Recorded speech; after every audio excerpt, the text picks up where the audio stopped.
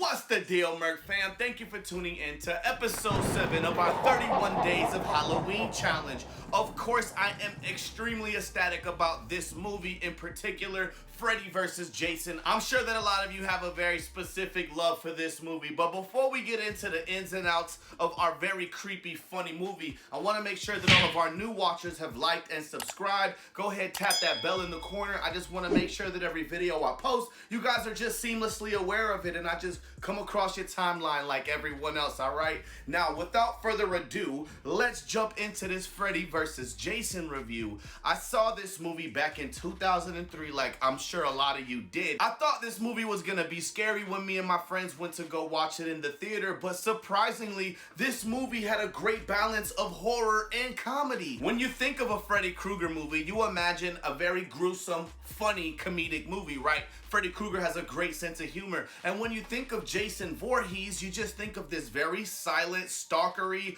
of the campgrounds type of murderer. So the premise of this movie was really enticing. I remember thinking to myself, how in the world are these two gonna come across paths? Nowadays, we've got the MCU and we see so many crossovers, but this movie predominantly raised a bunch of questions. Now, I'm sure this movie didn't do good in the box office. I think that this is absolutely a cult classic. I love every joke that Freddy Krueger said in this movie. Now, let's talk about the premise of it, all right? So in this world, Elm Street has died down in terms of the fear of Freddy Krueger. What the people did was kind of keep everything on the hush-hush, cover up as much history about Freddy Krueger as possible so that people won't remember him, because that's how Freddy Krueger maneuvers through your dreams, through the fear, all right? So it is you being scared and not being able to sleep that is what draws him to you and gives him the most power. So since he had no power and no one fears him, he felt the need to reach out to Jason in one of his dreams and pretend to be his mother and pretty much steer him down to Elm Street, saying that people aren't scared anymore and Jason needs to go and stir up that pot. Of course, it was Freddy pretending to be Jason's mom. If you don't know, Jason is a little slow and he's easily manipulated and gullible, you know what I'm saying? Even though he is indestructible and cannot die, he's really kind of dumb and slow. But it doesn't matter how slow he is or how fast you run, because he's always gonna be right behind you, bruh.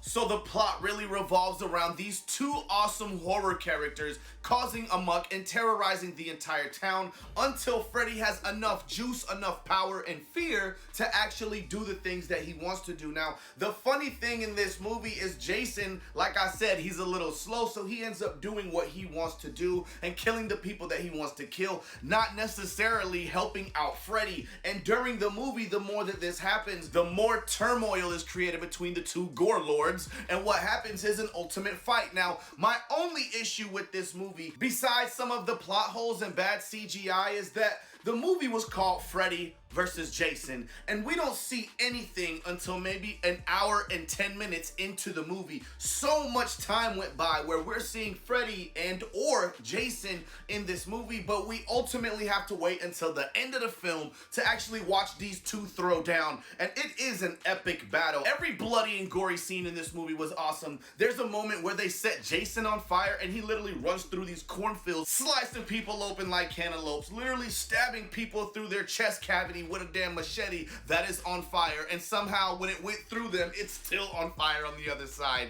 God, I love Jason. I love the comedic build-up between Freddy and Jason and all of the banter between all of the main characters. We really find out a lot of different things about each one, right? We see that on Elm Street, people are keeping it on the hush-hush, and we learn that Jason is ultimately afraid of water, and they throw this in and they use all these different things throughout the entire movie to create an absolute cult classic. There are so many horror characters that I wish I could see in movies versus each other. You know how they have these versus battles with Gucci and Jeezy or Luda and T.I. or whatever. They need to do like horror versus challenges where I get to see Chucky versus, I don't know, Scream, or just different versions, man. I really enjoyed this movie and what they were trying to do. They never made a second one, and of course, we haven't seen any Jason movies in a while, or Freddy movies for that matter, but I'm pretty sure that they're back there in those production lots trying to whip up some new script to pitch so that we can have some really awesome horror movies movies next year. But what did you guys think of this review? Did you hate it? Did you like it? Did you love it? Have you seen Freddy vs. Jason, and what did you think about it? Go ahead, jump into my comments. Let's have a full-on discussion. I really want to know what you guys thought about this movie. I literally remember watching it with all my friends, and it is 100%